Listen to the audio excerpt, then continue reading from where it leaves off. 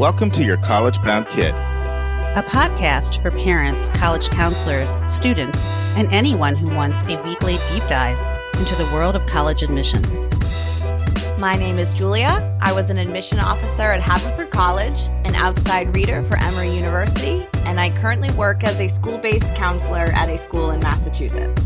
I'm Lisa, and I'm a clinical psychologist and college counselor. I have a daughter in college, a daughter in high school, and a son in middle school.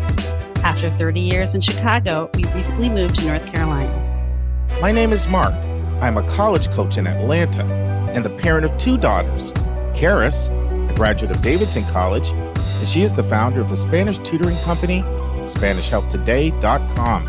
And Joy is a wellness coach at the Keenan Flagler Business School at the University of North Carolina in Chapel Hill. And I'm so blessed to be able to work alongside both my beautiful daughters at School Match for You, a college counseling firm that I founded in 2010. This week in the news, Kevin Newton is back. He's going to join me to answer a question from a listener who also is named Kevin, who's from Arizona. Kevin will answer Kevin's question about going to college in China if you want to come back to the U.S. for med school.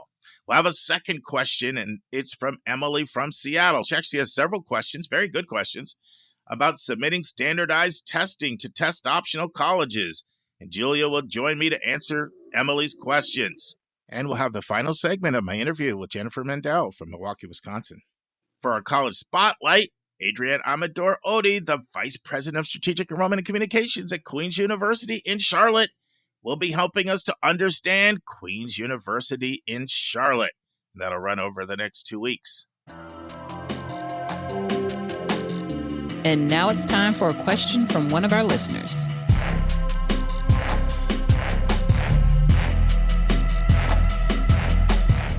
All right, Julia, we have a question from Emily from Seattle. I'm going to play it, and then we're going to get your tidbits of wisdom. Hi, Mark and team. This is Emily from the Seattle area, and I have a couple questions about standardized testing. I have a junior who we signed up to take the test this spring, but he also had an opportunity to take it through his school for free. So he's taken it twice, and he improved quite a bit. But I also found out that the school is offering it again in the fall. And my first question is, do the colleges see that he's taken it 3 times? And is that going to possibly work against him? Should I opt him out of taking it at the school? Or should I give him another chance to maybe even get a better score? And my second question is, he is a kid of 2 college-educated parents in a well-off suburb of Seattle. And even though almost all his schools are test optional, because he's a privileged kid in a strong school district, I feel like maybe the schools would expect that he would send a score, as opposed to I feel like it's really test optional for kids who maybe don't have the advantages that he's had.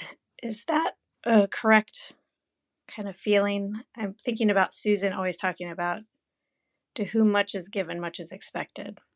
So anyway, I'd appreciate your help. I love your podcast. I have been telling everybody about it. I only found it a few months ago, but I am obsessed. So thank you so much for all the information that I've learned from you and your team. And thanks for responding to my question. This is these are sort of like 2 questions in here, great 2 questions that we get very often, which means that a lot of people are also thinking about this, Emily from Seattle, so you're not alone. And actually, Mark, I'll be curious to see what your thoughts are on this. It is never a problem for you to take another standardized test again. There's only 2 colleges I'm aware of that do ask if you're reporting scores to report every single test you've ever taken. I'll be honest with you, sometimes I've followed up with my students and they've totally omitted submitting every single sitting of every test, and it's been fine. Really, I think colleges ask for that because they're just trying to make sure you should submit anything and everything that could help us help you. When it comes to submitting scores, especially at test optional places, like, it's trying to be a win-win situation for the student and the college. So it's not just about for the student, oh, did I report a good enough score? The college wants to know all of your good scores so they can report the highest scores to, frankly, US News and World Reports, right? It's the rankings and so like, for example, I think I've told this story before, but I tell it all the time because I think it's such a good example. I had a student one year take the ACT, and for whatever reason, she was just like bombing the science section of ACT. And as much as it doesn't necessarily predict your science skills, this student wanted to be a STEM major. And so she's like, gosh, and this was before COVID. So tests were pretty much required everywhere. And so she decides, you know what, I've taken the ACT 2 times, but I can't get that science score where I need it to be. But all of my other sub scores are great. I'm going to go in and just like bomb all the other sections and just beef up on science. So she did that. This student came from a very high test taking area and was regularly scoring 34, 35, 36 on her subsections. In this last round, she scored a 36 in the science and then between 17 and 19 on the rest of the sections. Whoa, that's an extreme. You haven't shared this story in the podcast. Oh, I haven't? No, I love this story. I would remember this one. Yeah. So the student in the regular round was admitted to every college she applied to, which included Columbia and Stanford. So I know for a fact, no one in those admission offices were like, ooh, I don't know. She took it 3 times. And one of those times she got like 19s and 18s. All they're looking at and caring about for their own determining of your admission and for their own rankings is your highest subsections. So I've been at schools where even though we don't advise it, regularly I have students take the SAT or ACT 4 to 6 times and they report all of those. And I've never had a college come back to me and be like, wow, that was pretty bad. So it's really, I would say that like, it's not worth, certainly if it's a school day test, like maybe no harm, no foul taking it again. But if you're paying for it and or don't have the time to retake and you don't need to retake the SAT, don't do that. But if it's free and it's a school day test and you might score a little bit better, you feel like it's a good test to take, then I say go for it. There's no worry about how many times the test was taken in terms of your candidacy for college admissions. So Julia, I have a slightly different take on this. And now I know it's not a lot of schools, but I've had conversations with some schools in the past that, particularly the ones, and there's not as many as there used to be, that did used to require you to report. That number used to be higher than it is. It kind of faded out with COVID and not everybody went back to those policies. Some did, some didn't. But the way some, and we're talking about some of the most selective schools here, by the way, but the way they would explain it was, we think there's a difference between a person that takes a test 6 times and 1 time. And they approached it more from an equity standpoint. Right. You know, in fact, I have shared this story on the podcast. And I can even put numbers out there because Dave has done this. So I worked with Dave's daughter. Longtime listeners know Dave, my best friend other than my brother, and was on the podcast for several years. So I worked with his daughter. So she did the Harvey Mudd STEM summer program where they bring in a lot of top female talent at the end of junior year. And then they do this really cool thing where they try to kind of, in a real soft way, keep in touch with you. Like, you know, they're trying to yield you, but they don't ever make you feel like they're hard selling you, right? So they do like a check-in in the summer. And so one of the things they did in their check-in with Lauren was they said, what are your plans for the summer? So one of the things that she said was SAT prep. And she was already like into the low 1500s, like halfway through her junior year. And they were like, if I were you, I wouldn't tell schools that because it may speak to your priorities. In other words, you know, you hear how schools say they don't want test taking to be an extracurricular activity. Right. Totally. And I know there's maybe a nuanced difference between prepping and taking it, but the schools that have asked for that have really been coming from a sort of a fairness equity place. Totally. And they've said, like, if someone takes it 6 times versus 1, that says something to us, not only in terms of just how much time, focus, energy they allocate it toward the test, but it's hard what schools are asking, because they're basically saying, get good scores, but we don't want your fingerprints all over that this was a dominant thing in your high school activities, right? Totally.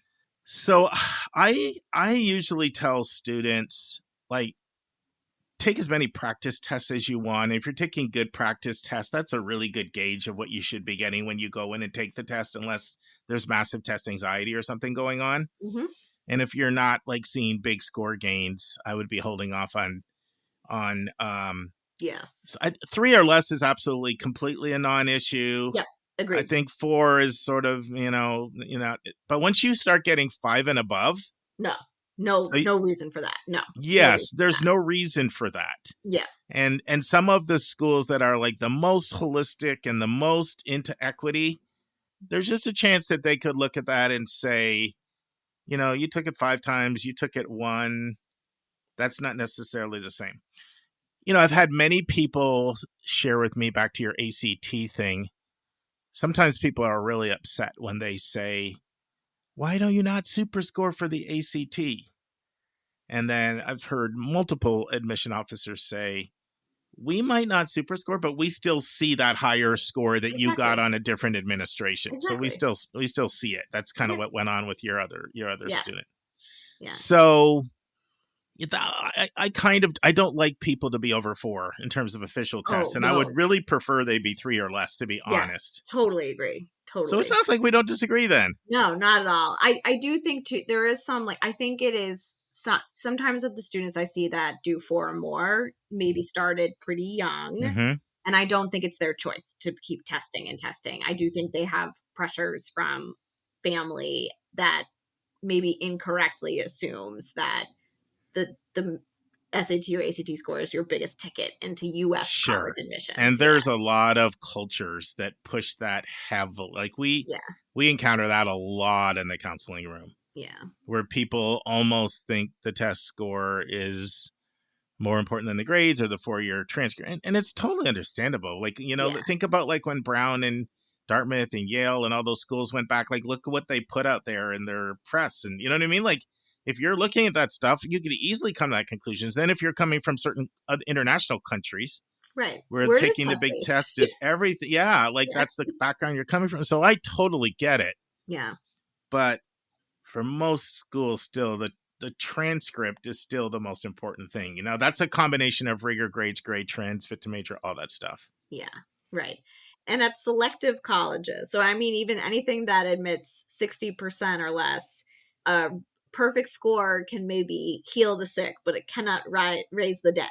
So it's also not very important. If you like you said earlier too, Mark, if you've done it 2 to 3 times and you're still not seeing a huge market improvement, research shows that the 6th time is not at all going to yield that. So it's time to maybe put your efforts into something else. I just realized, Julia, Emily also asked a question, will people know? And remember, she said, like, will they know if you've taken it multiple times? Yeah. And they potentially can, because when you sign up and, when you take the test and you indicate that you want schools to recruit you, you're signing in to search and the whole search system. Right. Now, the way search works, they actually don't get your exact score. And unless there's been a change in the last couple years, I did meet with College Board about this in Boston, and it was at SECA, actually. You went to SECA. I went there. I met with College Board people about that, and they said they can search in sort of 50-point bandwidths. So they can't say they wouldn't know that you got, let's make a number up. They wouldn't know that you got a 1330, but they could. I wish I got a 1330. But they could say, 1300, give me anything 1300 above. So if you sign up for search, they can know you took it, even if they won't know your precise score. But Yeah, I think we've talked this one through. Do you think the first one? Yeah. So basically, I think just to it, I think there's for this particular student, I think if he's already taken it 3 times, no need to take a 4th in school test day. But if it's 2 times and a 3rd time in school, no harm, no foul if your Yes. son wants to take it. Yeah. Yeah, and I don't think even for people that are the sticklers on taking the test, Yeah. 3 is not considered excessive. No, because there's going to be a lot of 2s and 3s. 2s and 3s really common. 2s and 3s, 2s and 3s super common. Yep. I'd be surprised if somebody taking it 4 times is a difference between getting in and not getting in. Yeah. I don't think it's that either. But on the other side, you do see some excessive things, and it starts getting up really above that. I think it starts looking a little bit like, is this an extracurricular activity over there? Yeah, totally. Yes. Yeah.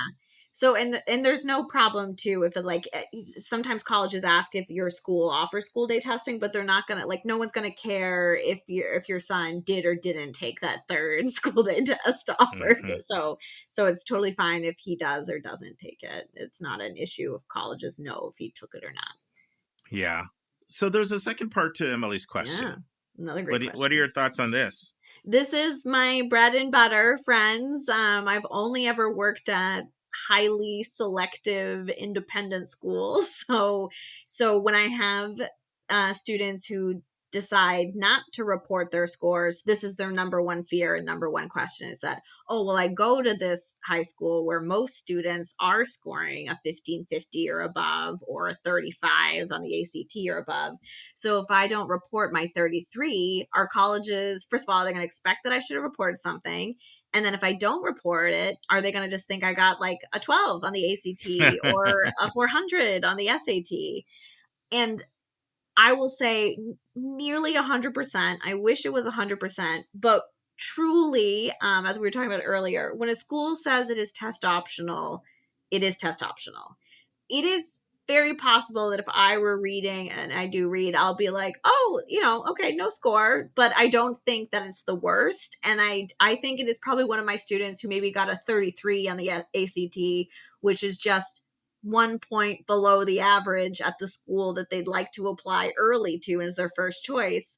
And in a sea of very, very exceptional students, I don't want my student to introduce an average data point. Even if the 33 doesn't hurt them, it won't help them. So generally, a lot of the time when students aren't reporting, it's not that it's a terrible score. It's that it's an average data point or it's not going to be helpful to their application. I do think, I thought Dartmouth's reasoning when they returned to test required was interesting here, where their research supposedly shows that the fact that they didn't have people, maybe like a student like mine who didn't report that 33 would actually have been helpful to them. These are mostly for students who come from under-resourced backgrounds rather than my students. But I think I really, really hope, and I'm holding on to it, and you can hear my sort of my walking back a little bit, is that I'm just getting a little more jaded as things change in the college process, but that there is, while it might be popular, there is not an expectation on the part of the college that would affect your child negatively for not reporting a score, even if they're coming from a high score area. That being said, I do think it's good to have, especially if you're from a high resourced area, have this explicit conversation with whoever might be supporting your child through this college process, because there might be some nuance here. I know, for example, in Massachusetts, the University of Massachusetts system will sometimes combine the standardized test score with the GPA, and then that can be really helpful for some of my students, even if their test score is actually below the average. It depends. So in general, I like to think colleges do not expect that, and it won't be held against you for not reporting a score or not assume the worst. But I do think there's a lot of anxiety and paranoia swirling out there that makes people feel like, oh gosh, I gotta show something. It's a really hard question, in my opinion, because so much is changing. So, for example, when you look at all the schools that have gone back to testing, right? if they went back to testing, it doesn't mean that they didn't like these conversations were happening the year before. Right. As well, but you don't necessarily know that and who they were. And so, there's a couple things you said, and they're very different, but I want to point them out because I think they're really important. On the one hand, a 33 ACT is literally the 98th percentile in the country. I know. So I don't want people feeling bad when they hear that out there. Right. You're literally in the top 2% of testers in the country. Yeah. In the world. Yeah.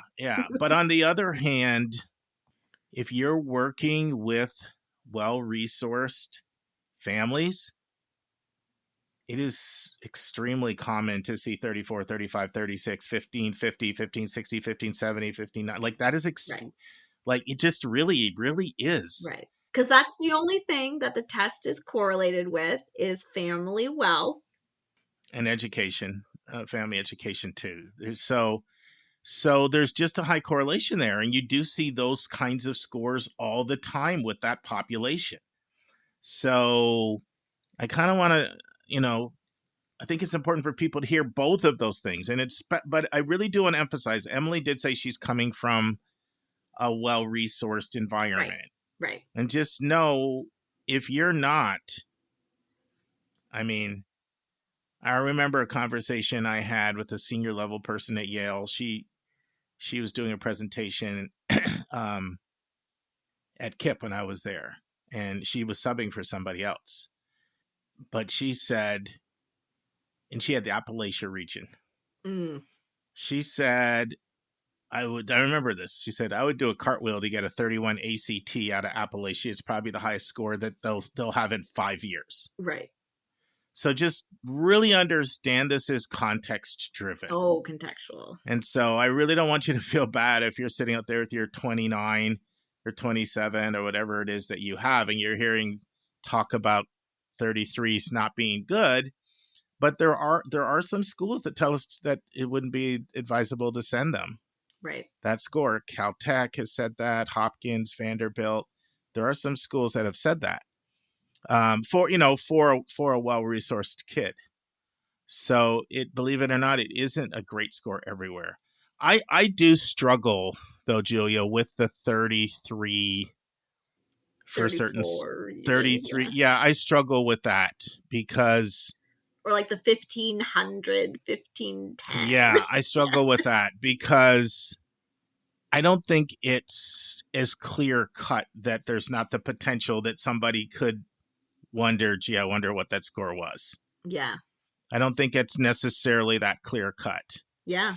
Your context is also a little different because you're coming from a school context. Right. And remember, scores are looked at from also in the context of how you're doing in your school. And in your school context, like a 31 or 32 is just not a good score. Even a 30, your averages are probably like 34-ish, 34, 30, 34, 35, I would think. So that's like below average in your school setting. Right. And so that's also a very different factor. So there's a lot. I think we almost made it more complex and simplified it for people. I think that's a really good, to use an example. I've worked at independent schools that are around the Boston area. So this is essentially the same for the day students. It's the same clientele, same area, right? And I worked at one school where the average ACT was a 21. I had no problem and these are students from very affluent, the most affluent, that have public schools that rival the best private schools, right? And none of the time did a college I wonder what their score would have been. They would have been like, you know what? Not the strength of these students, right? Yeah. That the grades are fine. Whereas I've worked at schools where, most of the students I'm working with are submitting because their averages are much higher than that. So did you hear my interview with Christoph Gutentag by any chance, Julia? Oh, only the first half. Okay. So I asked him the question, if somebody doesn't submit scores because they're looking at their sort of 1520, 1570, middle 50th. Right. And for that kid with that 1500, 1510, 1490, and does it put more pressure on their AP scores? And he said, yes, we like to see some standardized metrics in the file. And so if it's not SAT, ACT, it is putting more pressure on AP scores. Now this is coming from a school that has APs. We also have to say that many schools have moved away from APs, and that's going to be totally different. But does that surprise you, that answer? Does that seem consistent with what you're saying, or do you feel like that's an outlier? Because I thought that's what he was going to say. Like, I feel some schools that are the most selective schools that are still test optional, I almost feel like for well-resourced families, they're test flexible. If you're coming from a school with APs. I absolutely agree with you, and it like kills me in the inside because I don't use the H word. Like, it has destroyed so many people's dreams for me. It just makes me so sad. Did you ever hear the debate I had with David Blowbaum on the SAT, ACT? Did you hear that episode? We did a debate. Yes. On SAT. You know, one thing that I never said in there, I could have got really personal, and I probably. So my oldest daughter that went to Davidson, she tests way better than my youngest daughter. You know, I think she got better. She got a better test score, like with no prep, just taking it the first time, than my youngest daughter's highest score. Yeah. But my youngest daughter, Joy, she had a 4.0 her whole time at North Carolina State and her last 3 years of college. Yeah. I think she got 1B freshman year. But she literally wouldn't have been given a shot at some places just because score not good enough. No, you know? Exactly. So it's one of the reasons why I have some passion on that topic. Like, she's not as good a test taker as her sister, but she had the better grades. Mm-hmm. So it sounds like we don't disagree, because sometimes you say something and it sounds like we disagree a bit, but when we talk it out more, we don't disagree. Because sometimes I'm just holding back the truth I don't want to say out loud. I just feel, especially in my job, I just feel I wish I didn't have to sort of like admit to that reality, just because I have so many students that are already kind of feeling beaten down about their self-worth when they know they're competing with really other exceptional students. And then they find out, oh, it's just this small thing that is going to be different for me than everyone else. Yeah. And I mean, the one thing we can do as counselors in those cases is at least we can steer them towards schools that have proven themselves. Mm-hmm. Like when you look at like the language Columbia has come out with. Yeah. It's very strong language affirming test optional, right? Very, very strong language. My holdout. Thank you. I know. There's not a lot of them, No. You know? I mean, Chicago still, you know, technically, and then there's obviously the West Coast is a completely different beast, but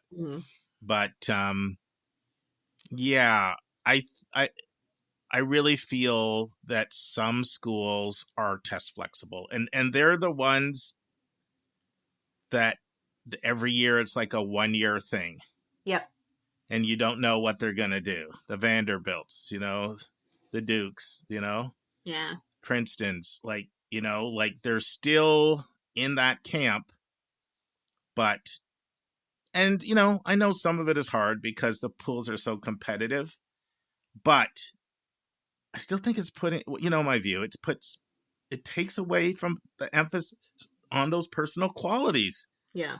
That are so correlated with impact on campus and impact in life and success in life. I would maybe buy, I'd still very dislike them very much, but I would maybe buy if you could show me the research where the correlation, and it did at one point, the SAT did sort of measure some of that.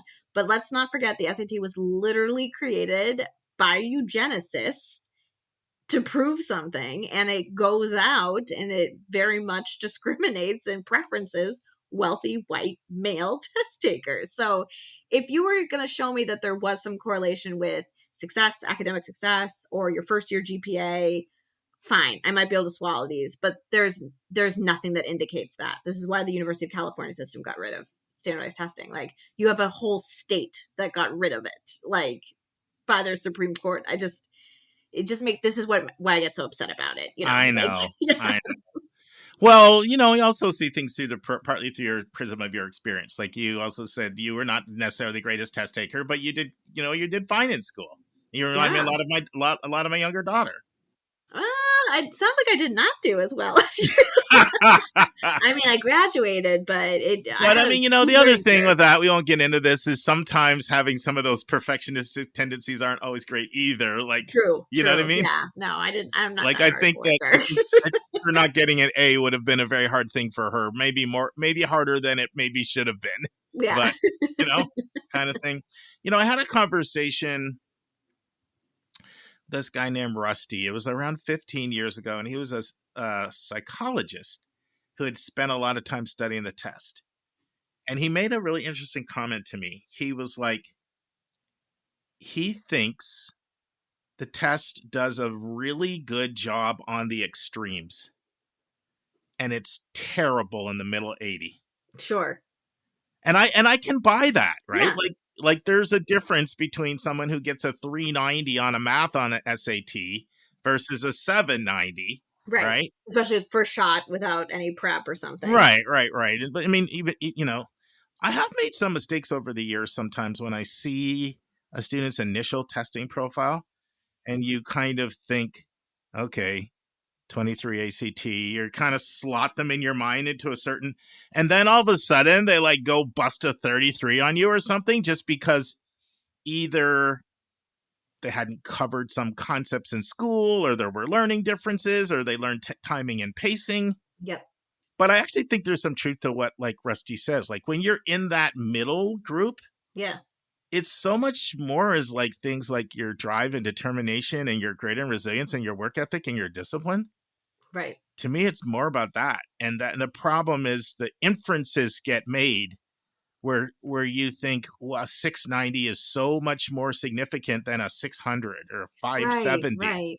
Right. And then you make, that's someone got a 690. This person got a 570, and you make all these incorrect inferences.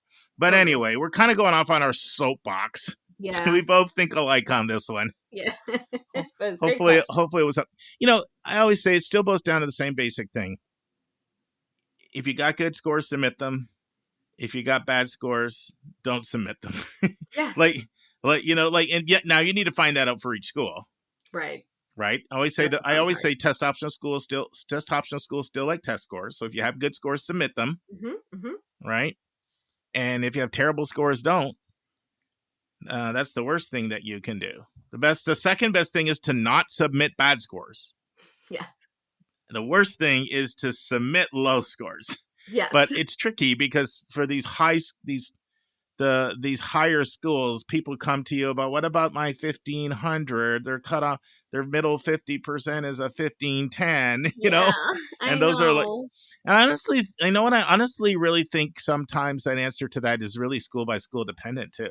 Totally. And shout out to I'll just name Miami, by the way. The U is like, we will give you the exact cutoff of what we say you should report or not. But shout out to the colleges that still let me call them. And, for example, I had a student who is doing Colgate early decision and had a late diagnosis of ADHD. So all of a sudden, after like halfway through junior year and the first semester senior year, was getting A's in really tough classes. Whereas before they had like an A-B mix. If you had a raw GPA, it looked lower than really how the student was performing. And the student had like a 1,500 on the SAT, and that was just slightly below, or like on average with Colgate, who reported.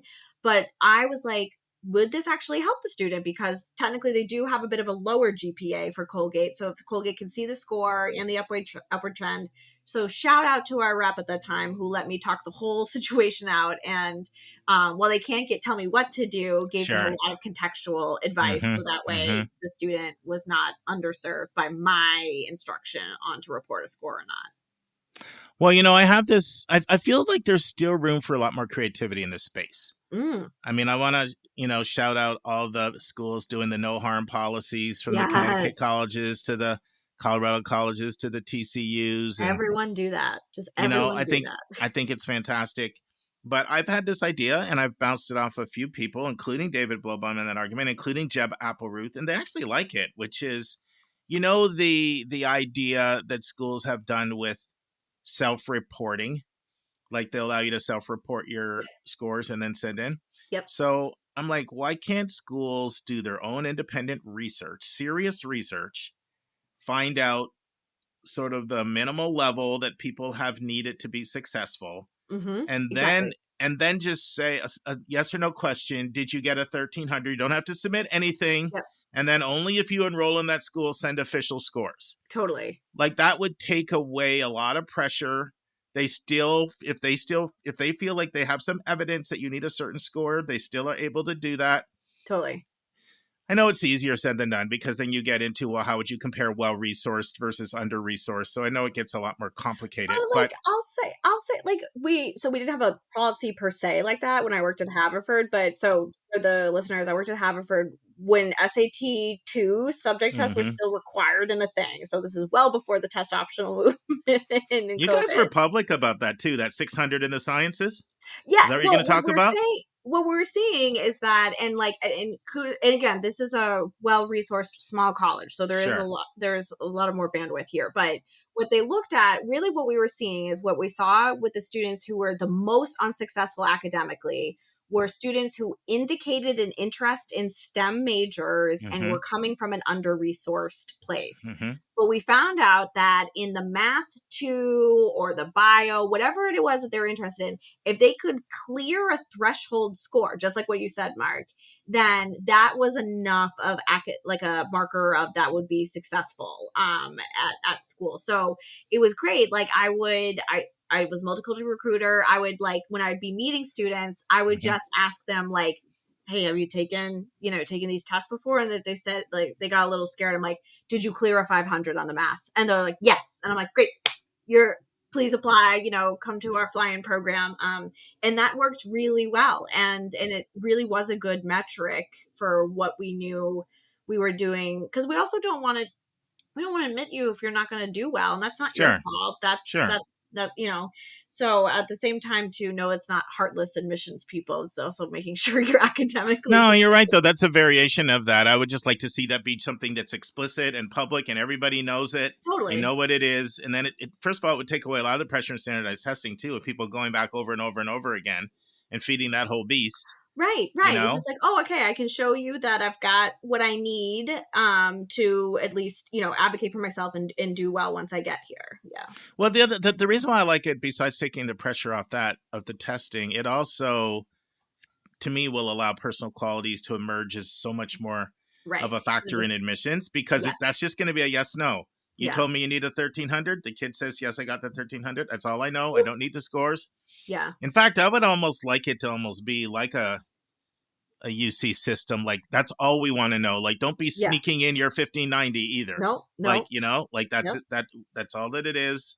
And then that's enough. And then if you're enrolled, you can send your officials, but it takes, because to me, one of my big reasons for not liking it is the bias. I don't feel most people can handle scores and put them in context. No. Agreed. And I found it really hard to do when I was in admissions. It really, totally. And it really biases your minds. When you see a low score, you're hard to get it out of your mind. Yeah. And especially, I think, for newer counselors, when you see a high score at first, it's really impressive. Yes. Until you've had a few cycles, and then you aren't always enamored with, oh, that's the kid that got suspended. Yeah. The kid that I thought was so incredible with their perfect scores. Or the kid that doesn't actually do super well once they get there. Yeah. Right. There's a lot of them, too. That's what they're good at. Yes, exactly. All right. Hopefully this was helpful, Emily. I know we kind of rambled. Thank you. Next, you'll hear a second question from a listener. Kevin from Arizona has a question for our own Kevin from Dallas, Texas. And now it's time for a question from one of our listeners.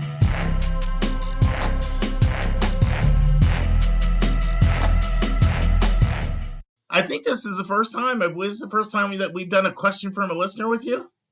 I can't remember if it's the first or the second, but I'm excited for it. And it's a really great question. Well, let's play the question so the listeners know what we're talking about. Okay. Greetings, YCBK team. This is Kevin from Arizona, and I've been an avid listener for just this past year. and I've been having a great time going down the rabbit hole of your past pod. School senior who's busy putting together his list of undergraduate school potentials that he'd like to apply to. He's unsure of his major at this point, but he's definitely wanting to pursue a pre-med track. Recently, he came across a new university in China, just started in 2018, that combines pretty heavy STEM-focused curriculum and blends it along with humanities offerings. It teaches all the courses in English, definitely is trying to appeal to an international student base, and it seems to have a pretty robust program of research opportunities at the undergrad level. He's taken Mandarin since second grade, and last summer actually was able to do a 1-month language and culture immersion program in Shanghai, which he just loved. The merit-based aid of this university could also make it an incredibly enticing proposition for a 4-year degree. But here's the question. I've read that getting an undergrad education at a Chinese university makes getting into a US-based medical school almost impossible. I'm wondering what advice you might have for us. Thanks so much for your podcast. Again, it's been an incredible resource. Thanks. All right, Kevin on Kevin. Kevin, what is your words of wisdom for Kevin in Arizona? First of all, awesome name. I know that there's a lot of hate for those of us Kevins out there, but not that you're biased or anything. Just got to get that out of the way. Second of all, it depends, but chances are you're stacking the deck against you. So depending on what state you're in, you said you're from Arizona. I don't have a lot of familiarity with Arizona's medical schools. Some med schools will accept an overseas graduate. And the first place you want to check is your flagship university state public option, because 8 times out of 10, that's where you're going to end up going to medical school. Yes, private med schools, they can recruit from whoever, but your public medical school is going to be the one that, statistically speaking, is going to be the most likely option for you, just because taxpayers like their money to go towards educating doctors, so do check with them. And they are pretty blunt on if they accept overseas applicants or not. Now, an option, depending on what kind of medicine we're looking at here, is, of course, to do a medical degree in some place like Ireland or the UK afterwards. Ireland is especially welcoming for people who already have an undergrad degree. If you're looking at something like dermatology or cardiology, forget it. You need the network of being in the United States or Canada, because there is an integrated residency program. However, if you're looking to be a general practitioner or a pediatrician, already by some counts, 40% of primary care physicians in this country were educated outside the US, so the residency programs won't be too difficult. So the short answer is probably this isn't the best option for you if you're wanting to leave medical school open, but if you live in a state where it is an option to transfer in with a degree from an overseas university or to do a post-bac here after graduation, then it could be ideal. But definitely double check on your end first. So, Kev, I know she said overseas, so you broadened it outside of China. As you very well know, lots and lots of people go to the Caribbean to get their medical training, and then they end up over here. So are there other places? What are the other places that you would say probably don't want to go get your undergrad there if you want to come to a U.S. med school? I want to be careful here because admittedly we're drifting out of overseas admissions and into medical school admissions, which is a terrifying thing. However, I've spoken with some friends. Is it terrifying because it's a little bit outside your wheelhouse? Look, I'm a smart man. I shut up and listen when my wife or my mom tells me to do something, and I stay in my lane. Okay. But from what I've heard from people who are infinitely more qualified in this regard than I am, the preference is U.S. or Canada. If they come out and say U.S. or Canada, it's not like someone's going to say no if you have a natural sciences degree from Cambridge or a biology degree from Oxford. It's just, why? It is something that admittedly can create an extra hurdle. It's not impossible to overcome. Now, some places that say we require an undergraduate degree from the US or Canada, that's just the way it is. And there are a number of different motivations for this. One of the big ones I hear thrown around is, how are we going to fairly equate what's a good degree and what's not a good degree? Because if you're just going off of reputation, then as we've talked about before, there are some places that have great reputations that may not have the academic rigor of places that aren't as well known. So for some university or for some medical schools, it's just a way of leveling the playing field and say, all right, we're not even going to play ball out there. For others, again, this is one of those times that I would really strongly recommend contacting your medical school, your in-state public options, because those are the ones that, again, I know I'm beating this drum, but those are the ones that are more than likely going to be where you're going to end up, unless you have a connection with a private medical school or something like that.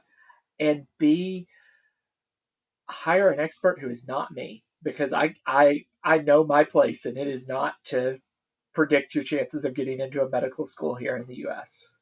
Well, you and me both. I don't do medical school admissions. I get asked about it quite a bit from my families. I have some people I refer when I'm asked about it. But that's pretty significant, because if it's just if it's really U.S. and Canada, I mean, we're always encouraging people to look at Scotland, look at England, look at all these, the UK and UCAS, and there are a fairly sizable number of people that either want to go to med school or they want to keep the med school option open. And so, should I be advising people that are thinking about going to the UK, or Scotland? Just know if your path is med school, that option might be shut off for you at a sizable number of schools. Would that be fair for me to say? I think that, again, it's check with your local, with your in-state options, because that's going to be the best bellwether of whether or not you can do this. Some states say absolutely not, and it differs medical school to medical school. I've seen some medical schools in larger states say yes, other medical schools in the same state will say no. But I think that that's something to really dig in on, and contact them. Tell them you're contemplating this.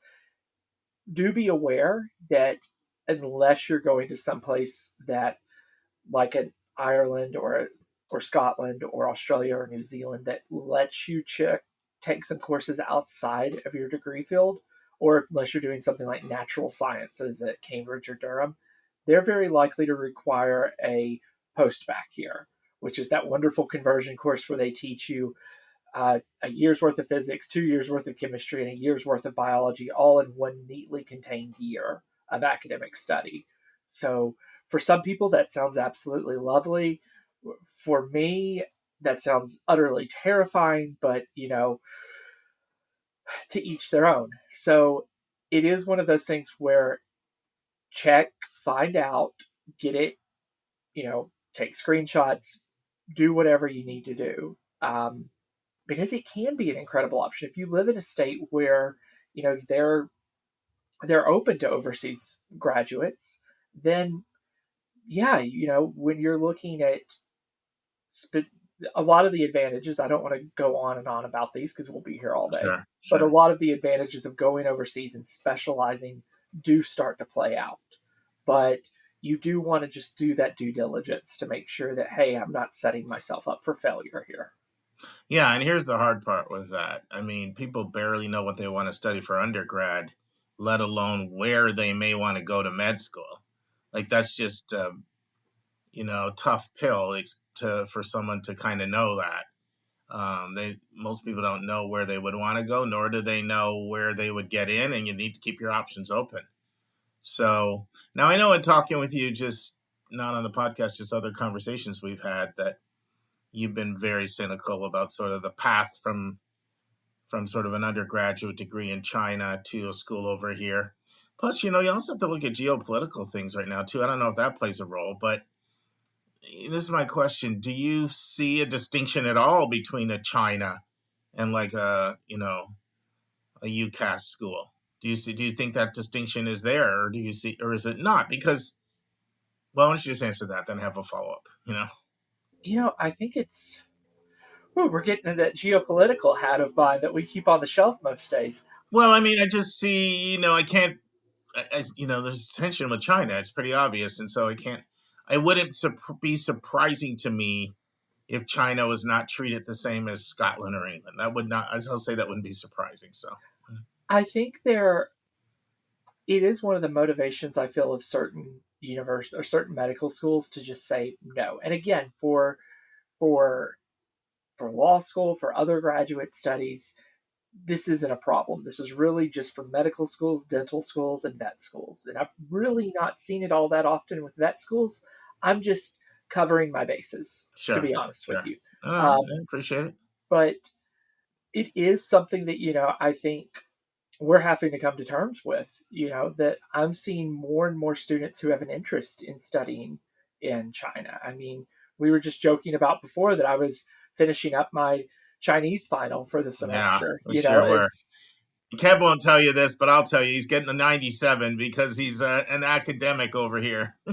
And because my professor was incredibly kind and let me turn in a late assignment or 3. So, I mean, you all can't see, but look behind me. There's a dozen books on Chinese right there. I think that there is something to be said, maybe not for medicine, but more broadly, that it's hard to ignore a country of 1.4 billion people. And let's face it, without drifting too much in one direction or the other, the China-U.S. relationship is going to define, in a lot of ways, the first half of the 20th century or 21st century. It already is. It's something that, in my past life doing political risk of the Islamic world, China was always the, that big unknown that, we were trying to manage. So I think that, especially for my, I'll say this, I've got a student right now who is in love with Taiwan, and he really wants to go to Taiwan. And he has his pick of different universities. I'm going to paint this individual with very broad strokes. And it's a continuing, I don't want to say argument, but, he and I are talking a lot about, like, I get that you want to be there. I'm completely endorsing you doing a study abroad while you're there. I do not like the idea of you spending 3 or 4 years as a non-Taiwanese, non-PRC citizen who has great facility with the Chinese language, but is not a native speaker. It is causing me to have some sort of heart palpitations because there's a lot of geopolitical risk there. I mean, it's part of the reason that, there are some pretty attractive to some people universities in, shall we say, Eastern Europe. I mean, for goodness sakes, Mark, we were talking about my PhD. In Finland, when you graduate with your PhD, they give you a sword. I mean, who doesn't want that? But I can already picture it on the wall behind you there. Are you kidding? Conversation topic. That thing's never leaving my side. Like I hey, TSA is going to be. You have open carry, so live in Texas for a reason. Walk around with your sword. But no, it is something that in the past, Finland, the Baltic countries, Poland, those garnered a lot of interest from certain kinds of student. And I've had one student in the last 3 years who I've recommended any university kind of east of the old Iron Curtain. I mean, including Berlin and former West Germany. And it's just because the geopolitical situation is evolving. I don't know if it's evolving for the best or devolving. That is a different podcast topic. Sure. Well, let me ask you a totally different question. Yeah. I'm trying to get better at not asking people multiple questions in the same breath. So I almost felt like I had an epiphany when you were talking about the I think of it as a PG year, but what do you call it? That baccalaureate program you mentioned. Right. Yeah. Do you think one of the reasons why U.S. med schools may not look favorably to undergraduate training elsewhere is that there's a lot of three-year degree programs, and like looking at a 3-year program versus a 4-year U.S.? Because I thought about it when you said, well, you could always do the post back year, and then that's one angle. So that I don't know, I just had that thought. Do you think that has anything to do with it? If I can't speak for what Sure. motivates U.S. med schools, if it is, I think it's a pretty poor reason. Because typically speaking, here in the U.S., a lot of universities have a cap on how many hours you can spend in one particular field. I know way back when, 20 years ago, because I was reminded this weekend at a birthday party that it had been 20 years since I was in college, William and Mary had the 54-hour rule. If you took more than 54 hours in one discipline, you had to start taking extra courses to make sure you had a breadth requirement. And it's something admirable, and it's something that, I think that the overseas universities have finally started to move towards an understanding that maybe we need to have people who have different knowledge bases. But to bring it back to the medical school thing, I think I want my doctor to be able to talk to me. Don't get me wrong. I have one of my wife's doctors is one of her best friends. Like, I honestly do not know when to refer to her as Dr. So-and-so or by her first name, because it just confuses me. And, you want to keep that professional respect, but at the same time, if you're sitting in my house having dinner, we're going to be on a first name basis. But I think that, the amount of depth you go into in a given subject, I want my doctor to have an in-depth understanding of chemistry or of biology. And yeah, they're going to get that in medical school. Obviously, the first 2 or 3 years, depending on your system, is going to be basic sciences, which I've learned are anything but basic. But I think that if they are using that as a reason, I don't think it's the best reason they could use. There are a number of other pros and cons, and a lot of it gets to the pros and cons of going overseas in general. Well, okay, I just had an inspirational thought that hit me. I don't know why I didn't think about this earlier, but we had a podcast listener from South Carolina reach out to me a while ago after we did the So You Want to Be a Lawyer, interview. And the listener was like, I haven't heard of So You Want to Be a Doctor. This is also a physician, by the way.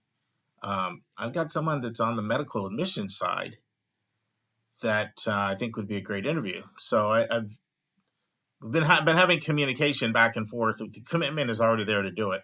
We're just setting a date right now. So when it'll be in 2025. I hate to throw dates out to our listeners because especially when the date's not set, and sometimes even when the date's set, it gets rescheduled. And if I say, hey, we're recording it in July, the way people hear that is, oh, I'll look forward to hearing that in July. But we might record in July and air it in September or even October. So I can just tell you it'll be 2025. But I'll be sure to bring this up in that interview, like how overseas, applications are seen, and are they seen differently from certain countries. So, but you shared a lot of great insights. That was Kevin on Kevin there. That was good stuff. Appreciate it, man. Thank you. My pleasure.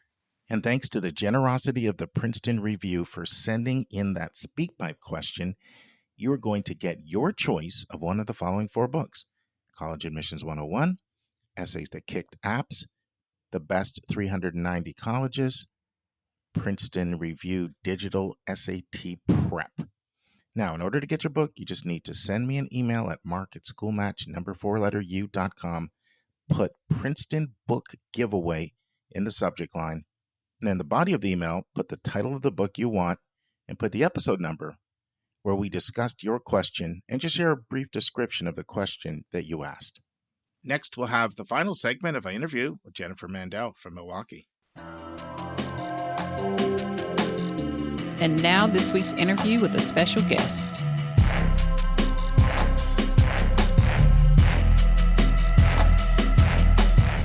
Friends, we've reached the final part of my interview with Jennifer Mandel, and I've never shared this on the podcast before, but I've always really been fascinated by the combination of sociology and education.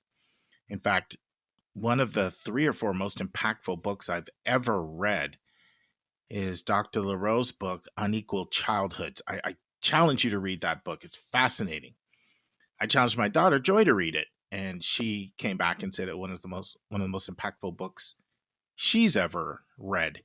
It really looks at how parents raise their children differently, whether you're coming from under-resourced, working class, middle class, or upper class or upper middle class. And Dr. LaRoe, a sociologist, actually lives in the home with like 8-year-olds for a couple days for like dozens of these, as part of her ethnographic research. And then she writes the book on the observations. And if you read the book, I really encourage you to get the most recent edition, because she came back and did a sequel 10 years later to see where the kids were at 18 after 8. And it's just really profound. Anyway, don't let me get carried away on that book. I love that book.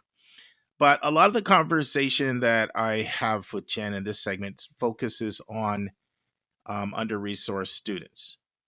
I know a lot of times we make reference to upper middle class students who are in affluent suburbs or who attend independent schools. But there are large swaths of students in under-resourced schools. And a lot of times the world is just so different for these students from their backgrounds, from where they come from. And a lot of times, if that's our background, we just have no idea the obstacles and the challenges that these students have to surmount. I've found that in my own counseling, I've heard statements every year. Somebody will say something like, my kid would have gotten in, but the school is prioritizing first-gen students. And it's often said in a condescending way, in the context of, snap, the deck really is stacked against my kid. I don't have all the advantages that these under-resourced kids have. I mentioned this interview with Jen would bounce around from topic to topic and cover a range of topics. Well, I've asked her if she could come on here and help us realize some of the challenges under-resourced students face. So she's worked with them for over a couple decades. So I hope you'll find this interview to be enlightening, different than most of the ones that we do, as Jen helps us understand some of the challenges under-resourced schools and under-resourced students face. Then Jen and I transitioned to our last topic, which is just her different perspective she has on loans that I thought would be interesting, and I asked her to share that as well. And then finally, Jen goes on the hot seat. Listen and enjoy. Hey, Jen, you ready to transition to another topic? Let's go. Well, one of the reasons I really wanted you to come on is you're such a champion and you're so passionate for first-gen under-resourced students. Part of it is your social work background. Part of it is the school you serve in. But you're also in a very sort of upper middle class school district that your kids went to and their neighborhood that you live in. So you go back and forth between these two worlds all the time. And I know the conversations that we've had, I feel you've been very eloquent at being able to articulate some of the challenges that first-gen students face, some of the different experiences that they have, how they could be super valuable for college to have that perspective, and how it's really completely not fair to think you could take a well-resourced student and an under-resourced student and expect them to have like the same test scores or to judge them just off sort of pure academic metrics. So why don't you take this conversation and you go with it where you want to go? And every time you and I have talked about this, I've been like, oh, I wish this was on the podcast. Yeah, I agree. There's definitely a lot of differences where students are coming from and what type of socioeconomic background they're coming from. And as you stated, my own children have had the privilege of going to schools where the students do come from middle to higher socioeconomic backgrounds, and they've been able to take in the privileges of that. I do work in a school district where a lot of the students there don't have that. And I think there is a stark difference in terms of the privileges that students have and what those lifestyles are. And so some of the examples I give, I just want to be very clear that I hold my students in the highest regards, the families in the highest regards. And I think I want to be clear when I talk about them that they have the highest potential. So everything that I say comes from the state of like high respect and high props for them. And I think they have every potential of doing what my own children can do, if not more. So I just want to be clear when I say this, because sometimes people that don't know these things sometimes may have a thought of, that if people come from this type of background that they can't. And that is not the mindset that I come from. And so I just want to put that out there. Some of the examples that, I think that can really play a role in when you're comparing and saying, well, they should maybe have the same, meet the same bar, if you will, to get into college that kids from my child's school. There is a huge difference. Kids from, different backgrounds, from maybe they're first gen, or kids who have had a lot of challenges or come from maybe lower socioeconomic backgrounds do have a lot of times different challenges. If they're first gen, maybe ELL, which stands for English language learners, meaning that they're coming from homes where English is not the first language. There's a lot of different challenges. So I guess some of the things I'm thinking of, just even coming from home, if you don't have parents or adults in your life that have gone to college, I always think of how lost I would be, just not having parents that are at home speaking the language of college the whole time, speaking about what college will be like or what you need to do to get there, courses that you need to take. Sometimes even lending that hand of like, well, you may want to take this because you may find it interesting. Just kind of opening your eyes to opportunities. So that's one big thing. English language learners, I have the luxury of working with kids from all different backgrounds and multiple different languages. And when I work with these families, it's awesome and amazing because I'm learning so many different cultures and these kids are so cool. When you're working with the parents, it's also, I'm usually working with different interpreters to speak to them. I do know it's hard for our families when you're speaking a different language to get in touch with the school because, you're just imagine trying to call your school and you need to say, hey, my child is sick today, or teacher, how's my child doing in class? Or yikes, I don't know how the kid's doing in algebra. My child is struggling. Or maybe the teacher wants to reach out to you to say your child isn't quite getting it. There's a language processing, or, they're not understanding the math well. Can you help them at home? But now we've got the language in there, and the dad may be saying, yes, I will help them, but they don't understand quite how to help them, or maybe they don't have the resources. And we all know once you get to possibly like maybe sophomore, junior level math, a lot of times that level math sometimes is beyond the level of parents, depending on what their parents' skill set is. And, trying to do that and you're speaking maybe Burmese or Rohingya or, some other language can be really hard. So just accessing the education can be another hurdle when your parents aren't speaking English.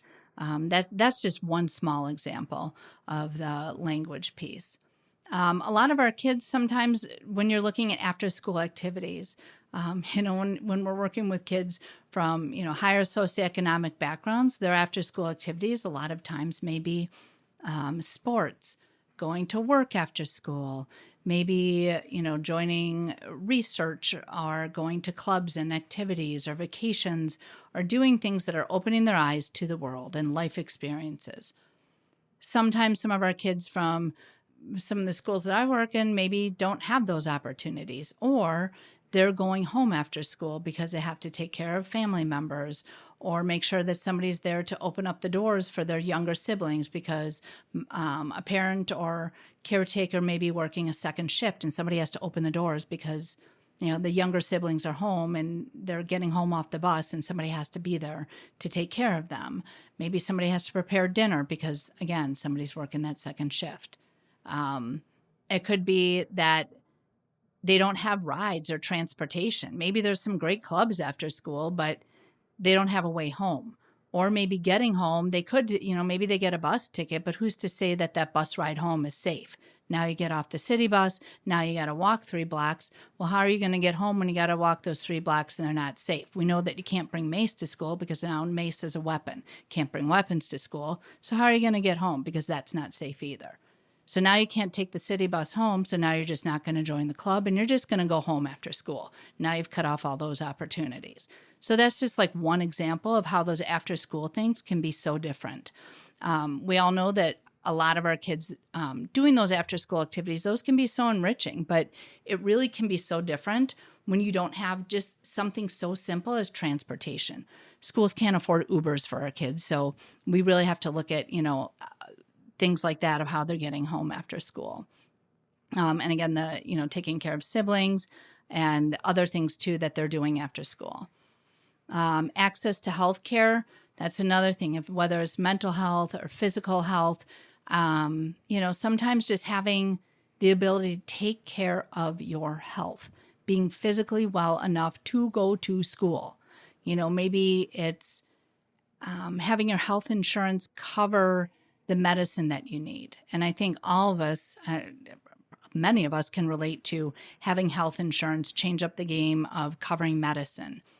When you have time away from work, when you can say to your supervisor, hey, I need 15 minutes to make a phone call to my doctor or to my health insurance, maybe it's easier to get that medicine covered. But when you maybe work a job where they make you put your phones away or you'll get written up, it's harder to make those phone calls. So now you can't get those meds you can't make those phone calls until you're done working, but maybe those phone lines or those companies are off, right? Like it's after 5 and you can't make those calls. Maybe you have students who, maybe have diabetes and, maybe they're too sick to come to school, or they don't have the right medicine because the pharmacy ran out, but the pharmacy 20 minutes away may have the medicine. But again, how are you getting there? Because your family doesn't have a car. So now you have to wait, another 5 days before you can get the medicine at your local Walgreens. And maybe you're not well enough to get to school because you don't have the medicine. So now you've missed 5 days of school. And that's just this month. Maybe it's next month it's 3 days of school. So now we're looking at school attendance. Now you've missed how many days of school. Imagine that in a high school math class. We all know, how many days of school you miss does add up in high school.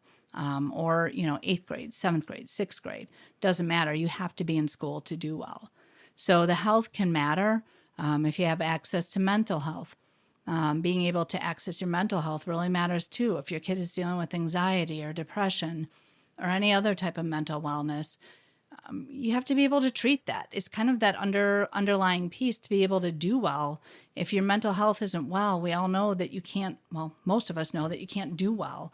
So again, being able to access your health care is important. And sometimes if you have a one adult home, or maybe you're in care of grandma because maybe mom or dad aren't there, as a guardian passed away or isn't able to care for you, now you're living with grandmother, trying to get that healthcare set up and get access to it. And maybe, the parents or guardian is working and doesn't have the time to get to the meds because, I'm probably giving way too many examples, but my bottom line is sometimes getting access to health and healthcare is a lot more difficult than people will give credit to. Homelessness is another huge issue. It's really risen in the past 2 years or past few years. I can't say how many. I don't have those statistics in front of me. But people have remained homeless for a while, and it's not changing. And what does homeless look like? It can be, that's under the definitions of the McKinney-Vento Act. It can be living in hotels, living in, shacking up with another family for long term. It can be, maybe house hopping. It can be all sorts of things, but basically not having your own home where a child knows that that is their place to live long term. I've had many families that have, had to move around in different homes, and it's very stressful. Families that have, moved from maybe a hotel and lived in a hotel for a few months, and then they're living with another family for a few months. And the kids want to come to school looking prideful. They don't want anybody else knowing this. They want to look like, every other child. Who wouldn't? But they do have those stresses going on because now, sometimes their buses change and, maybe they miss a few days of school as the bus changes. if you're dealing with homelessness, usually that means money is an issue. So just even getting access to anything that you need for education that's above and beyond what the school's offering. If it's, any tutoring resources, if it's any fun clubs or activities or anything that kids are doing on the weekend to feel part of the crowd, all those things are kind of part of the whole package that students can take advantage of a higher socioeconomic background, that make them feel included in a school, make them feel elevated, make them feel like they have a sense of belonging, and help them feel like they've got a sense of direction and that they can feel like they are moving toward their next steps. When your family is moving around, living in a hotel, they hear their parents stressing about it, it really can weigh on you. Sometimes there's kids living in a van for, a few weeks. And, it's not necessarily the warmest weather up here in Wisconsin. It is rough. So, these are situations that are very real. It's not just real in my area. It happens all over America. Jen, what about food insecurities, nutrition, anything like at all like that you experience or kids experience? So, yeah, having access to food, a lot of times now in some districts, kids are able to get free meals, which is helpful. But in some districts, they don't. And it depends if it's a public school or a private school. I've read about some private schools or some public schools where kids have to pay, or, if it's, having that extra burden, if you don't have the access to pay for those meals, that can be an extra burden on the family. Now look at it. Now you've got to look at, being able, again, to pay for things like the college applications, maybe test prep. And I know there's some waivers, but all of these things over time do cost some money to get there. Even just the transportation to go to parent night, transportation to get to parent-teacher conferences.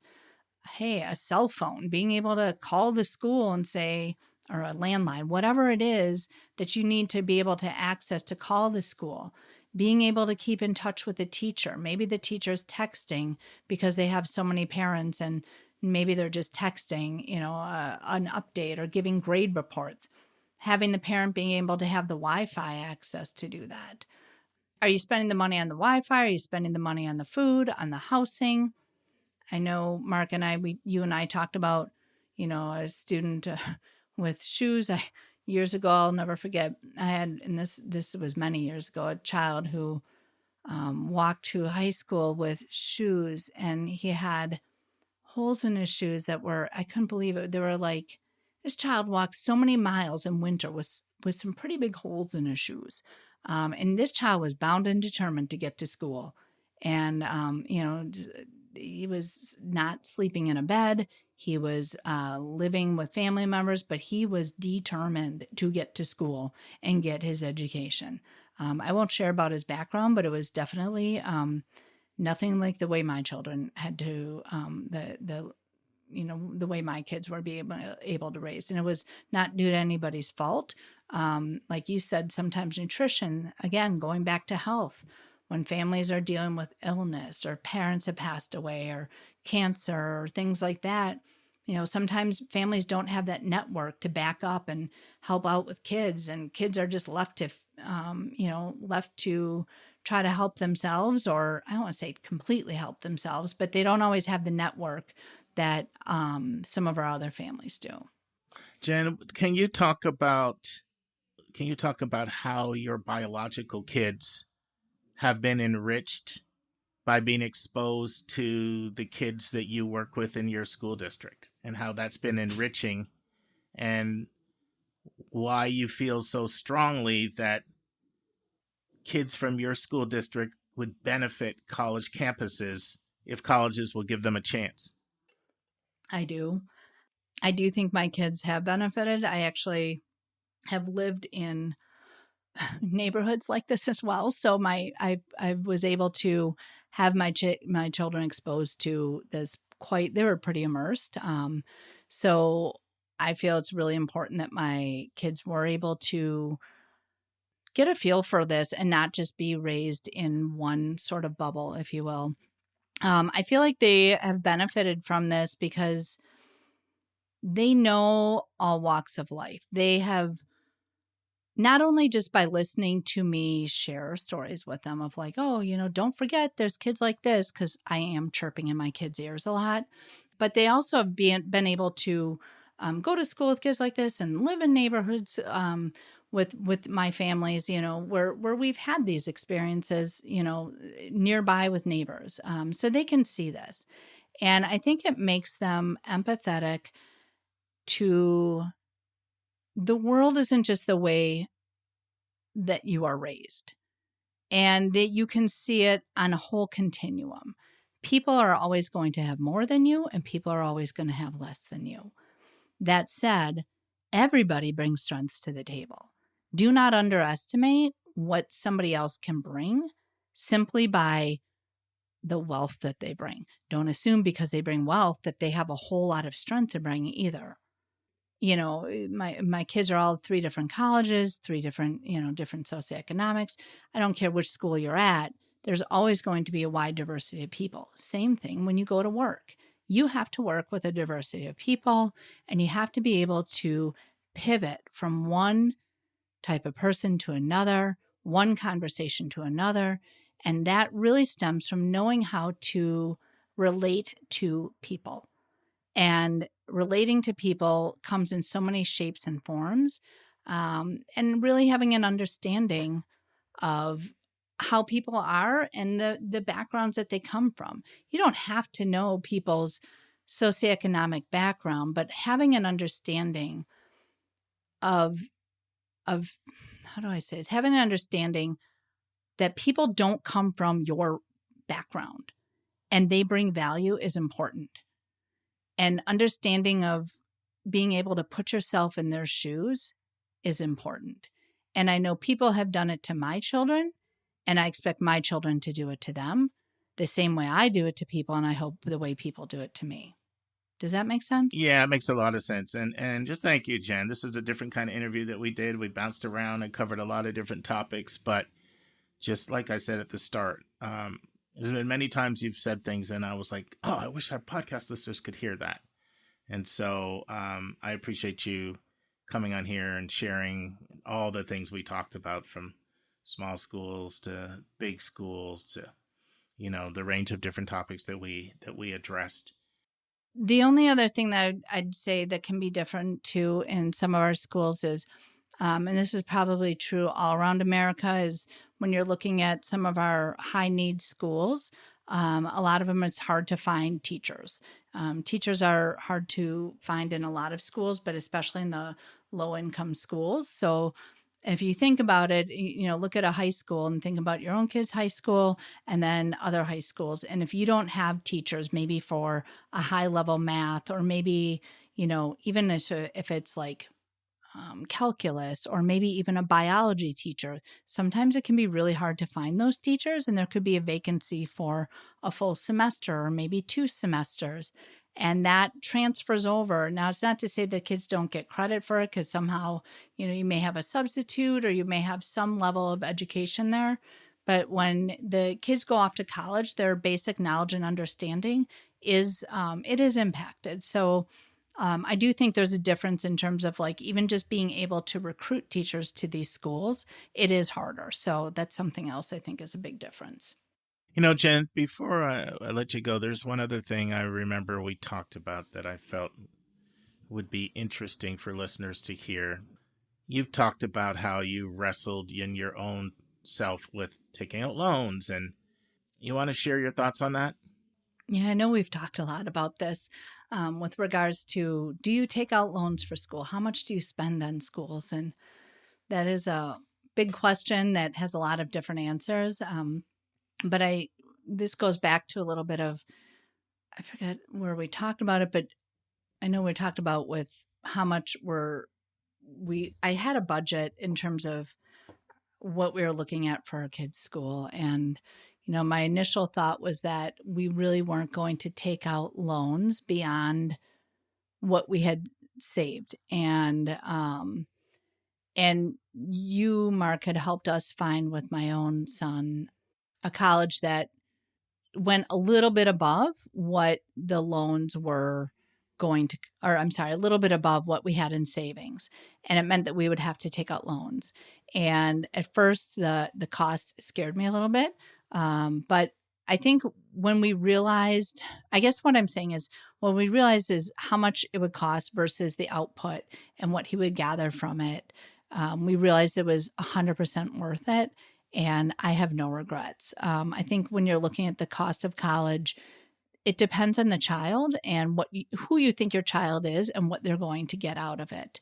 I think the major does matter in terms of, what type of degree you think they're really likely to get, not what they're saying they're going to get. If they're really kind of up in the air and like, well, I don't really know, maybe I'll do this, versus a child that's pretty certain about something. You got, looking at kind of maybe what type of major they're going to get and what that income is going to be if you're going to take out loans. Of course, how much loans definitely matters. And then really also looking at the type of scrap and grit and determination that child has. If they have a good track record of being a good student and they're really determined, and hey, my child is a pretty determined kid, they're a really good student, and they're going in to get this degree, and they're likely to come out and being able to help pay off those loans or maybe pay them off on their own. For us, it was worth it to take out some of those loans just to help pay them off, because we knew that it wasn't going to set us back in terms of our financial goals. But I could see for some families, or depending on the child, the type of kid, maybe it's not worth it. I wouldn't say for everybody, just go take out loans, especially if it's, a major that's not going to pay the bill at a really expensive school, or maybe the child that hasn't been a great student or may struggle through college. You may want to reconsider. But I do think in some cases, you will find that maybe stretching your initial budget in your head may be worth it. So come to the table with a budget in mind, but be open to stretching it a little bit. All right, Jen, I think you've not missed a podcast since 2018. So the drill. No first-time guest gets away without going on the hot seat. So what's your dream vacation? I have so many. I'd say right now somewhere in Greece. That would be one of them. I don't know where, but somewhere in Greece. Oh, I like that you have so many. I love the adventuresome spirit. I have a lot. What do you wish your 18-year-old self that you knew that you know now? Oh my gosh, so funny. I just found some journals this morning, and I actually paged through them, my study abroad experience in London and college. So that's so funny. I wish I knew. Oh man. I wish I knew that I could do more than I thought I did, like at the time, like self-confidence and knowing like, you totally got this. Just chill out. You got this. Put it together. I'm going to ask you a one college-y kind of question. You've had 3 boys. They've all been to college. You've got a college graduate, senior, about to have a rising junior. What have you learned about college admissions or college from the perspective of a mom who is pretty soon going to be a parent of 3 graduates? I have learned that it is the most beautiful thing in the world to watch your kids thrive on their own. Saying goodbye to your kids as they go to college, you think, and it's sad, it's sweet. You get sad, and the build up to it can be, bittersweet, but holy smokes, when your kid takes off to college, get ready. It is the coolest thing in the world to watch your child, like literally just do it on their own. Granted, they're not on their own. They get the support of, the community they're in and your support. But when they're out there and you see what they do, it is so awesome. It is like so rewarding to sit back and watch them do what they're meant to do, and I really have no words, honestly, just to watch them. It's amazing. It is the biggest gift to see them grow into their own and just do everything that you have done 18 years of building them up to do. It's amazing and the best reward. Yeah, and it goes beyond that, because that becomes a trampoline, right? That's a springboard to other opportunities, 100%. Like right now, Joy, my 26-year-old, is in Thailand for 2 weeks with 21 students in the Keenan Flagler Business School at UNC Chapel Hill, and a professor, traveling with a professor, and one other wellness counselor. And she gets to go to a different country every year. Next year, South Africa. She already has it planned out. South Africa the next year, Finland the next year. And none of that happens. You know, she went back and got a master's in clinical mental health counseling. And then she also got to be a grad assistant at Duke. And none of those things happen without the combination of that education and that experience. And now look at the opportunity she's getting. And, you know, so it starts at college and it doesn't stop. College is a springboard to opportunity after opportunity after opportunity. And sometimes when you sit back, you can see it. You know, my older daughter's got a Spanish tutoring company that's blowing up. She's got 21 clients from one high school in the last 2 years. It's blowing up. She's actually hired somebody else working with her now and expanded beyond Spanish. So, but that doesn't happen without her. She taught Spanish in middle school and high school, and realized that I'd rather tutor and work from home and I can be anywhere in the world. But you don't get to teach at a middle school and a high school if you don't. She got his degree from Davidson in Spanish. You don't. So, you know, all of the investment people are making now, it does pay off. It's worth it. It's worth all those tears. It's worth the challenges to make it work financially. You know, it's an investment, and I do get a little defensive the way college is under attack right now. And I would never say college is for everybody, or the way we think of college, going off to live residentially somewhere, which, by the way, is the way the minority of people, not the majority, approach college. That's a very upper middle class thing to just assume going to college means you go off and you live residentially. But that model's not for everybody, and it's not necessarily for everybody at 18 either. But boy, the rewards can be immense for the rest of your life. So thank you, Jen. Great to have you on here. Thanks for sharing and being vulnerable and opening up. We appreciate you. Thank you. Next, we'll have Lisa's College Spotlight on Queen's University Charlotte with Adrienne Amador-Oddi. It's a two-parter, so today you'll hear part 1 of 2. And now it's time for our College Spotlight of the Week.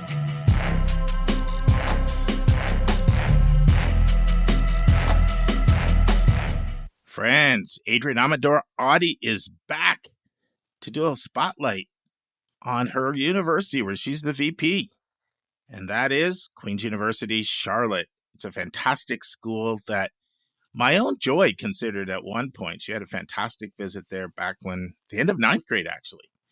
She was considering playing basketball there. But in part 1, Adrienne gives an overview of Queen's, also known as the elevator pitch. Adrienne also talks about the study abroad program that really impressed Lisa on her visit to Queen's. Adrienne shares the 2 most popular majors at Queen's with some depth, and then she shares the 5 most popular majors at Queen's. Adrienne shares some good news for business majors at Queen's. That's really exciting. And she also shares 2 paths for nursing admits.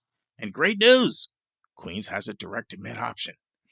Adrienne also talks about their very unique music therapy program. Listen and enjoy. You know, you mentioned transformative experiences, and I feel like that's a great segue to talk about your particular institution, which is the Queen's University of Charlotte, which I mean, I think is transformative and is transforming itself as far as I can tell. So just like give us the elevator pitch for Queen's.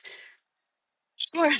So we are a comprehensive university, about 2,200 students strong, that's really rooted in our motto, not to be served, but to serve. So Queens is very much a place where education is activated.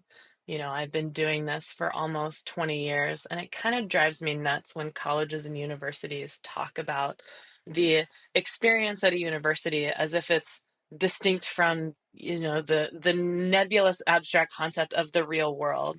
And at Queen's, it is impossible to do that. Every student is thinking about how what they're doing in the class, how to activate their learning from the classroom into the community. So we have community engagement components in our coursework. All of our students are doing internships, and not just to do them, we actually guide people through a reflection process before helping place students in internship. That reflection continues while they're in an internship to make sure they're taking advantage of every opportunity at the internship, and then doing more reflection on the other side. So while all students do at least one, over 90% of our students are pursuing multiple internships because the ethos of this place is I put my education to action for community impact. So we are the we make ourselves better to make the world better kind of place. Students don't feel like they need to compete for one another or with one another for opportunities. It is very much a, you know, the tide lifts all boats place.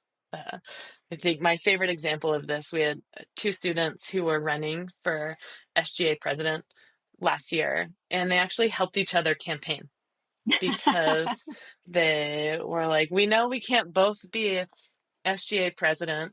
We want to have a great experience for the student body, period. And so they campaigned together. And once a winner was selected, the other person like immediately was like, okay, how do we work together to make this experience awesome for Queen's students? And that is just a quintessentially Queen's thing that feels strange outside of Queen's, but Well, is it shouldn't, very but it normal. Very normal here. that sounds amazing. And that's when I visited, I was so impressed by just all the different ways that Queens students were getting involved in their community, and the internships, the study abroad program seemed very robust to me. I don't know if you could Yes. talk to us a little bit more about that.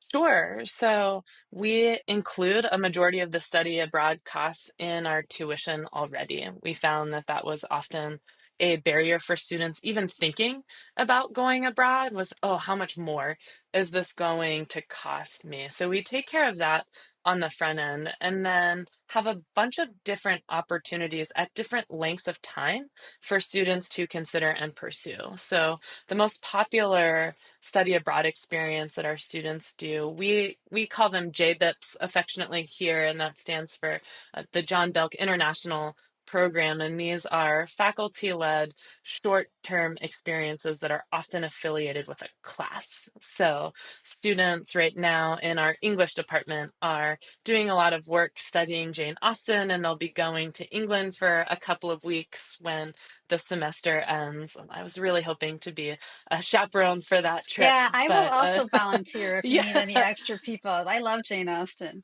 So, yeah, and we had the I'm forgetting her name, the author of Bridgerton come and speak to our oh, Julia students. Quinn, I think. Yeah. Yes, yes. And so that was woven Oh, into the wow. coursework as they're preparing for this trip. And then they'll be gone for a couple of weeks. It's so much a thing, these JBIPs here, that annually we have a reveal party for what the next year's JBIPs will be because so many of our students pursue those. Those often activate a curiosity and a desire to spend a little bit more time abroad somewhere, have a little bit more immersive of an experience. And so we certainly offer the semester year-long abroad experiences for students too. Some of our students will do multiple JBIPs because they had so much fun, but there's this culture of like looking out and exploration and then trying to invite whatever we've learned outside back into Queens. So I think those JBIPs and experiences certainly foster that. It's also helpful that about 15% of our students are international students too. So we've got this global experience that exists on campus anyway that helps students think about going somewhere else and trying something new, even if it's going to push them out of their comfort zone a little bit. Fantastic. So, what are some of the most popular programs or majors right now at Queens?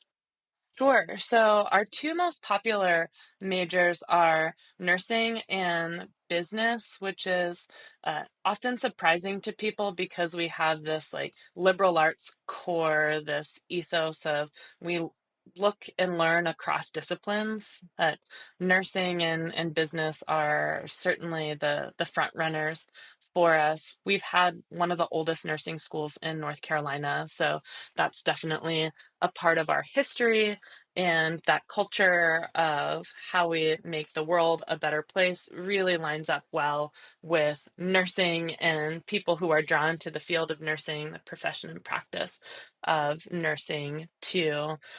Healthcare also happens to be one of the major industries in Charlotte, so I think that helps us out as well. But it is very much a hands-on, including, VR simulation lab experience within nursing. So easy for students to get clinical rotations that are nearby.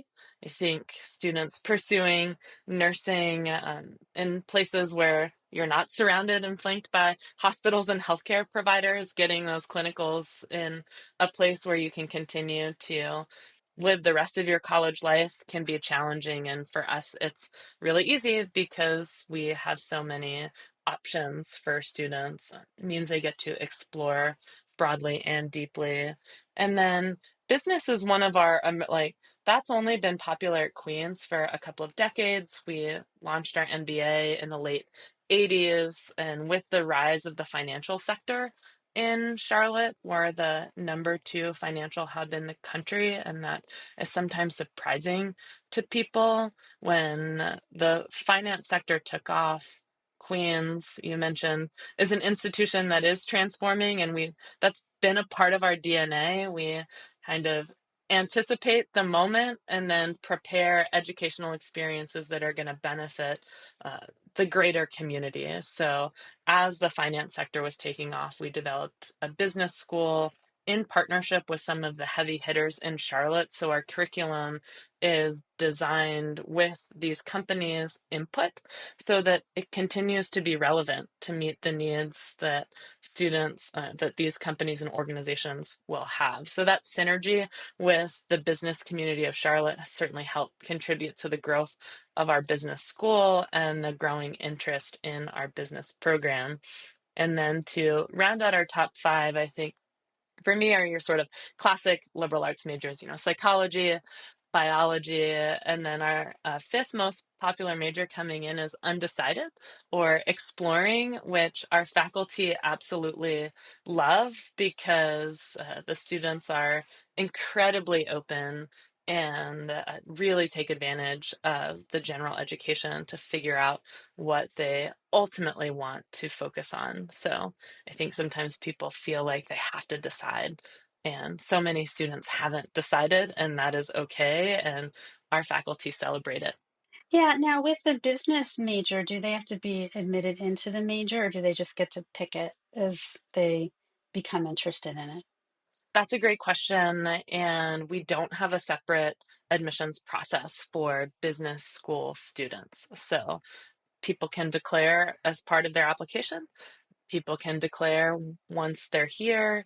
We can certainly help students get to the quantitative confidence they need to pursue all of the classes. That can sometimes be a barrier for students, and we've got the different math pathways basically for students in order to access some of the other business classes. So there's not a big wall people have to climb to be interested in business and to pursue it here. And I think some of that is because of the entrepreneurial nature of the program too. Like we draw more students who are interested in thinking creatively and applying that in a business context. So that is reflected in how people can find themselves in the school as well.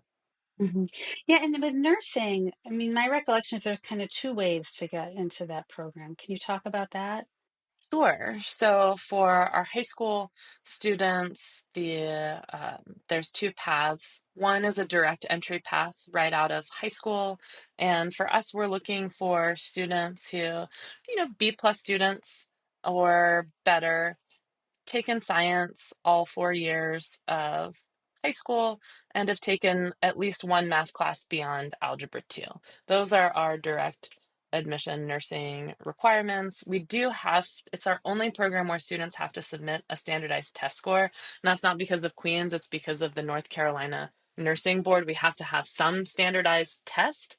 They don't particularly care what it is, but since high schoolers are taking ACT and SAT for other places, it's the easiest, most common thing that high schoolers can access. But our minimums are pretty low. The nursing boards don't particularly care. They just seem to be really interested in making sure students have taken a standardized test. So a student who's got, 22 or better on the ACT or an 1100 or higher on the SAT, it won't be an option. And if students don't, we can work with them on different testing that might make nursing a reality. So direct entry is our most popular path. We fill about 3/4 of our cohorts through direct entry.